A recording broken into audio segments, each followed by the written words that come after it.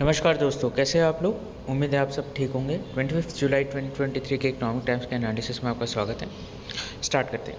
पहला न्यूज़ दोस्तों, कंपनी में be allowed to delist via fix price. देखिए, डिलिस्टिंग आपको पता है क्या होता है कि भाई जब कोई लिस्टेड कंपनी अपने शेयर्स को पूरा बायबैक करके या कोई भी ऐसा नहीं कि सिर्फ कंपनी बायबैक करे, कोई भी अपना बायबैक करके उसको उस मार्केट से हटा सकती है।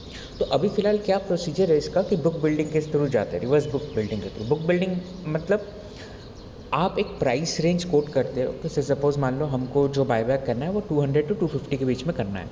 अब आप इन्वेस्टर से बिड मंगाते हो या आप एक फ्लोर प्राइस रख देते हो, 200 रुपीज़ का मेरा फ्लोर प्राइस है। अब आप इन्वेस्टर से बिड मंगाते हो, कोई इन्वेस्टर कोट करेगा भाई हमको 232 चाहिए, कोई इन्वेस्टर कोट करेगा हमको 250 चाहिए, कोई इन्वेस्टर हो सकता है बोले हमको 200 में ही मैं बेचने के लिए तैयार हूँ। आप उस हिसाब से फाइनली अपना एक प्राइस रखते हो कि हाँ अच्छा ठीक है 220 पे अगर हम क्लोज़ करते हैं तो मेरा 90% जो शेयर्स है वो बायबैक हो जाना चाहिए। आपको ये भी पता होना चाहिए कि जब आप बायबैक के लिए ऑफर करते हो तो 90% आपको मिनिमम बायबैक हो जाना चाहिए।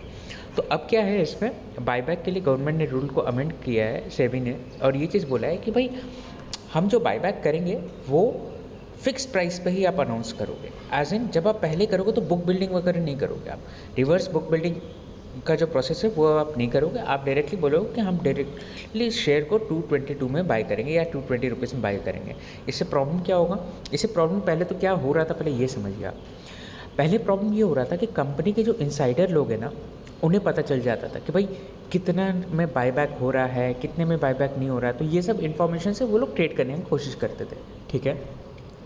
कि भाई अगर मान लो कि भाई कंपनी को पता चल रहा है कि भाई प्रीमियम बहुत अच्छा खासा मिल रहा है, तो ये लोग क्या करते थे, अपने रिलेटिव्स वगैरह को बाय करवा देते थे, इनसाइडर्स जो रहते थे, ठीक है।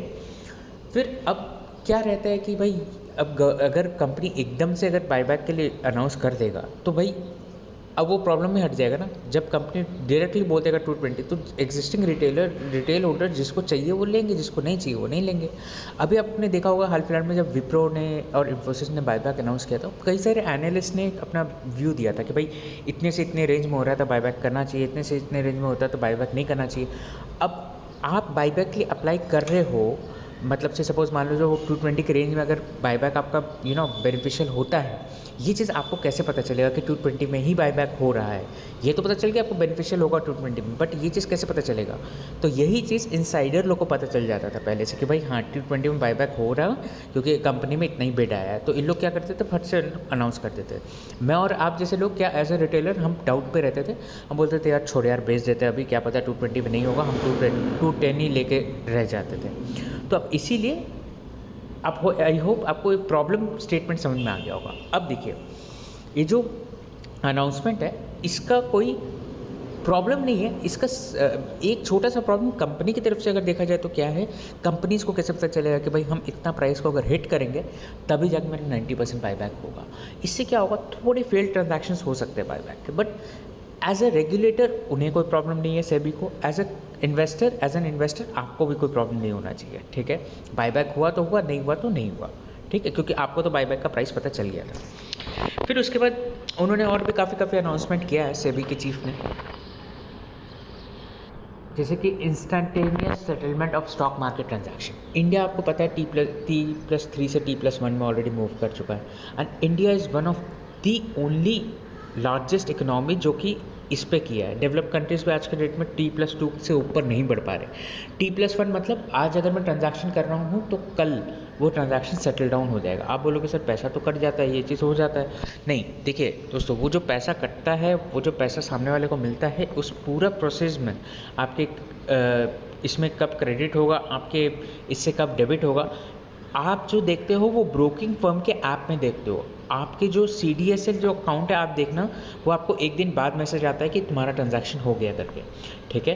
तो वो एक्चुअल में ट्रांजैक्शन होता है। जो ब्रोकिंग फर्म करते हैं वो तो अपने बस ऐप में कर देते कि हाँ भाई चलो इतना तुम्हारा क्रेडिट हो गया, इतना तुम्हारा डेबिट हो गया, ठीक है। फिर उसके बाद और एक चीज़ बोला गया है कि भाई reviewing trading plan mechanism for insiders at listed firm. देखिए ट्रेडिंग मैकेनिज्म जो इनसाइडर्स वो रहते हैं वो कई बार क्या करते हैं, इस प्रोसेस से करते हैं ताकि सेबी जो है पकड़ नहीं पाए। तो अब जो है सेबी कह रही है कि भाई हमें इस प्रोसेस को भी थोड़ा रिव्यू करना पड़ेगा ताकि इनसाइडर ट्रेडिंग थोड़ा और रुक जाए, या मतलब कम ही हो जाए या ख़त्म ही हो जाए। फिर उसके बाद और एक चीज़ दोस्तों देखिए कि इसमें एक पॉइंट और रखा गया कि 90% का आपका मिनिमम बाईबैक रहता है। तो जो फ्रॉड जो मैं आपको बता रहा था जो लोग करते थे इनसाइडर ट्रेडिंग में 90% आपका मिनिमम बाईबैक होना चाहिए, ठीक है। अब 10% आप कहाँ से उसको लेके आओगे? 10% आप क्या करोगे? अपने वही रिलेटिव्स वगैरह को बाई करा दोगे। मतलब इनका ये प्रोसेस और एक दिया हुआ है। एक प्रोसेस तो ये है कि भाई मुझे बिड पता चल गया, मैं अपने रिलेटिव्स को बोल दिया। दूसरा प्रोसेस ये है कि 10% फुलफिल करने के लिए मैंने अपने रिलेटिव्स को बोल दिया कि भाई तुम जो है ये 10% बाईबैक कर लो या सिर्फ 7% बाईबैक कर लो, क्योंकि बाकी 93% का तो बिड आ चुका है। तो ये सब इन्फॉर्मेशन एज ए रिटेलर मुझे नहीं पता रहता है। मुझे इस सब चीज़ से प्रॉब्लम हो सकता है कि भाई मुझे तो नहीं पता है ना क्या चल रहा है क्या नहीं चल रहा। तो इसी चीज़ को ट्रांसपेरेंसी लाने के लिए एनालिस्ट ने ये भी चीज़ बोला कि एक बहुत पॉजिटिव डेवलपमेंट है ये।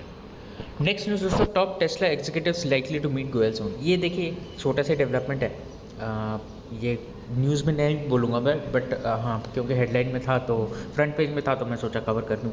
टेस्ला जो है ऑलमोस्ट सारे डेवलप कंट्रीज़ में जो है वो है, जैसे कि China, Germany, US, Canada, Mexico, Netherland. तो मतलब मेक्सिको फिर भी इतना डेवलप नहीं है, बट हाँ मेक्सिको में भी है। तो आप ये चीज़ समझ सकते हैं कि इंडिया में भी अभी तक टेस्ला आया क्यों नहीं है। देखिए टेस्ला का ना डिमांड ही अलग है। टेस्ला कह रहे हैं कि अभी फ़िलहाल जब हम इंडिया में सेटल डाउन करेंगे तो फिर हम अपना प्लांट से पहले आप मेरे को फुल यूनिट इंपोर्ट करने दो। तो गवर्नमेंट बोला ठीक है, अगर आपको वो करना है तो इतना % ड्यूटी पे कर दो। बोला नहीं वो भी हम नहीं करेंगे। तो फिर गवर्नमेंट ने बोला ऐसा थोड़ी होता है भाई, आप अगर फुल इंपोर्ट करना चाहते हो तो आपको ड्यूटी पे करना पड़ेगा, या तो फिर आप अपना प्लांट लाके सेटअप कर दो ना, उसके लिए भी तो प्रॉब्लम नहीं है। तो टेस्ला कह रही है कि भाई अगर हम अपने इनिशियली प्लांट लाके सेटअप करते क्या डिमांड रहेगा क्या नहीं रहेगा हमें नहीं पता। तो फिर वही सब चीज़ें थोड़ा टैक्स का रिबेट, थोड़ा गवर्नमेंट को पुश कर रही है टेस्ला कि भाई आप उनके साथ थोड़ा सेटलमेंट कर जाए एज एन मतलब ये ease of doing, ease of coming to India, ease of entering to India उनके लिए कर दिया जाए बेसिकली अगर देखा जाए तो। नेक्स्ट न्यूज़ दोस्तों, ये पॉलिटी से रिलेटेड है, पॉलिटिक्स नहीं। Civil areas in 58 cantonments to be run by local bodies Jammu Kashmir Srinagar kept out. अगर आप थोड़ा बहुत भी पॉलिटी अगर पढ़े सिविल सर्विसेज में, या अगर आपको नॉलेज होगा या अगर कोई आर्मी बैकग्राउंड से होगा तो आपको पता होगा कि कैंटोनमेंट बोर्ड कौन रन करता है। उधर के जो मिलिट्री, कैंटोनमेंट होता क्या है बेसिकली, जिस कॉलोनी में मिलिट्री ऑफिसर्स लोग रहते हैं उसे कैंटोनमेंट बोलते हैं। तो ये सब पहले जो ब्रिटिशर्स के ज़माने में किस लिए रहता था कि सेंसिटिव एरियाज़ के पास कैंटोनमेंट जोन रहता था, ताकि अगर कहीं पे भी कोई इमरजेंसी आए तो कैंटोनमेंट बोर्ड तुरंत पहुंच पाए, मतलब वहाँ के जो रेसिडेंट्स है वो तुरंत पहुँच पाए कोई भी इमरजेंसी के केस में। तो अगर मान लीजिए कोई सेंसिटिव एरिया उसके बगल में कैंटोनमेंट जोन बना दिया गया। अब ये क्या है, चलते आ रहा है आज के डेट में। तो ज़रूरी नहीं है कि कैंटोनमेंट जहाँ जहाँ है वहाँ पर अभी भी सेंसिटिव एरिया है, बट वो क्योंकि ब्रिटिशर के टाइम से चलते आ रहा था तो वो चलते आ रहा है। अब देखिए इनका मैनेजमेंट जैसे हमारे और आपके जैसे लोग जहाँ पे रहते हैं तो म्यूनसिपैलिटी वो सब मैनेजमेंट करते हैं। कोई अगर हम में से डिफेंस बैकग्राउंड का होगा तो कैंटोनमेंट रहते हैं तो उनके जो मिलिट्री ऑफिसर्स रहते हैं मतलब वो लोग मैनेज करते हैं। ऑब्वियसली उनका भी देखिए बोर्ड बनता है और सब चीज़ होता है, कमेटी बनता है, वो लोग मैनेज करते हैं। तो अभी क्या है, अब उन्हीं से हटा के ये वापस से जो म्यूनसिपल बॉडीज़ है वो सबको दे दिया जाएगा। जम्मू और श्रीनगर को इस चीज़ से बाहर रखा गया है। किस लिए कर रहे हैं कि भाई ठीक है ओल्ड एज प्रैक्टिस है उसे अब हटा देना चाहिए, क्योंकि अब कोई इतना ज़रूरी है नहीं। तो अब बेटर थोड़ा सा एक सिंगल अप्रोच रह पाएगा, एक बेटर म्यूनसिपैलिटी को भी एक कंट्रोल मिल पाएगा हर जगह का। तो ये सब चीज़ के कारण हम कर। नेक्स्ट न्यूज़ दोस्तों, housing rebound poses challenge for Fed's inflation.